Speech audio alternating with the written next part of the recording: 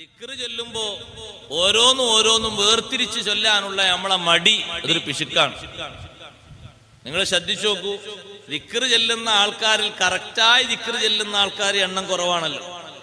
ഒരു സുബ്ഹാനല്ലാഹ് എന്നൊരു ഇമാം ഇങ്ങനെ ഒന്ന് ഉണർത്തിയാൽ 33 സുബ്ഹാനല്ലാഹ് എത്ര പേര് ചൊല്ലും?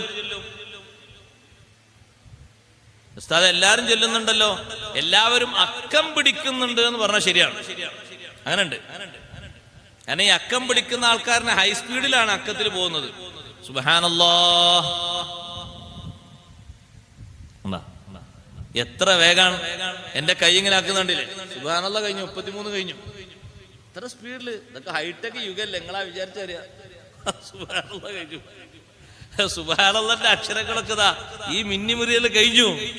നമ്മളെ ശരീരത്തിന്റെ പിശുക്കാണത്, നന്മയോടുള്ള പിശുക്ക്.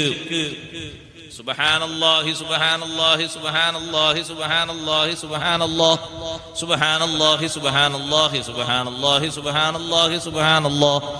ഇങ്ങനെ ചെല്ലേണ്ട സുബ്ഹാനല്ലാഹ്. അങ്ങനെ ചുരുക്കിയത്. ചിലരിത് സീന് മാത്രം കേൾക്കും, വേറെ ഒന്നും കേൾക്കില്ല.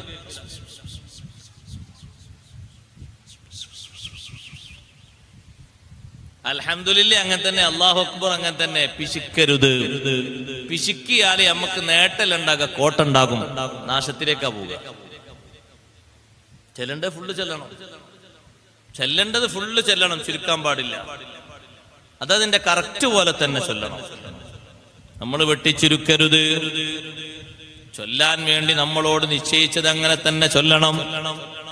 എങ്ങനെയാണോ നമുക്ക് ചൊല്ലാൻ പറ്റുന്നത് ആ രൂപത്തിൽ, സൗകര്യമാകുന്ന രൂപത്തിൽ, അക്ഷരങ്ങളൊക്കെ വെളിവാകുന്ന രൂപത്തിൽ തന്നെ ചൊല്ലണം.